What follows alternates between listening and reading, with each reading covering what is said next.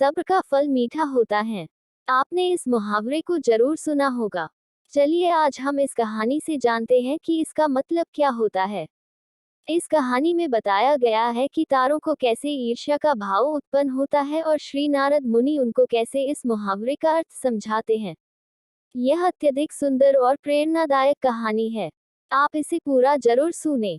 जब सूरज अस्त हो रहा होता है तब हल्की हल्की संध्या से उत्पन्न होती है और चारों तरफ शांत वातावरण जैसा एक अंधेरा सा छा जाता है।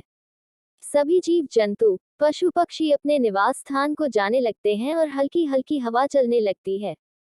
हम जब आसमान की ओर देखते हैं तो सूर्य अस्त होता रहता है, तभी आसमान में तारे टिमटिमाने लगते हैं। कुछ तारे अत्यधिक चमकीले होते हैं परंतु कुछ कम चमकीले होते हैं।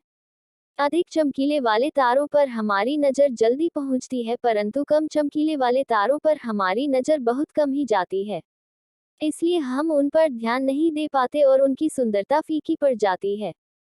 परंतु उन सब में से एक ऐसा तारा होता है जो अधिक चमकीला होता है, जिसके आने से पूरा आसमान जगमगा जाता है।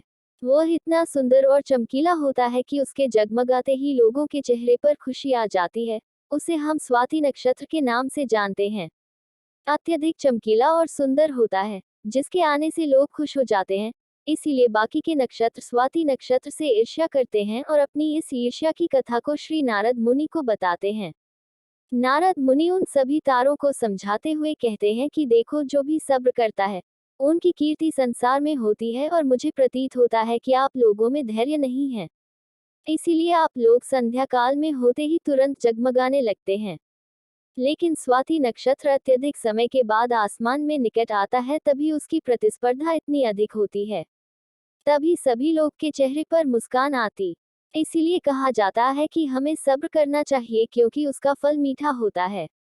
यदि तुम देर में आसमान में टिमटिमाते होते तो तुम्हारा भी महत्व होगा और तुम्हें भी लोग अलग नाम से जानेंगे। नारद मुनि द्वारा समझाई गई बात सभी तारों को समझ में आ गई। सब्र का फल मीठा होता है, यह बात हम सब जानते हैं और इसे हम लोगों ने महसूस भी किया है।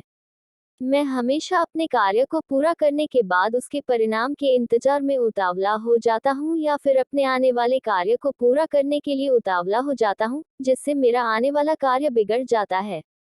परंतु मुझे ऐसा नहीं करना चाहिए। मुझे सब्र करना चाहिए उस परिणाम का या उस आने वाले कार्य का, जिससे मैं उस कार्य को अच्छे से समाप्त करूं और उसका परिणाम भी अच्छा हो।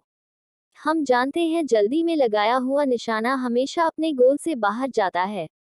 हमें धैर्यपूर्वक उस निशाने को भेजना चाहिए, तभी हमें जीवन में सफलता मिलेगी।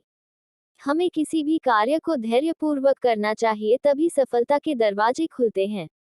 धैर्य ही ऐसा शस्त्र है जो विकट परिस्थितियों में मनुष्य के मस्तिष्क का संतुलन बनाए रख सकता है और उसको आगे आने वाली चुनौतियों को से निपटने के लिए नए मार्ग को बतला सकता है। बड़े बड़े महात्मा और महापुरुषों के द्वारा भी बताया गया है कि हमें भी किसी कार्य में सफलता पानी है तो उसे चिंता मुक्त होकर करना चाहिए और सब्र रखना चाहिए। परिणाम की सफलता अवश्य मिलेगी।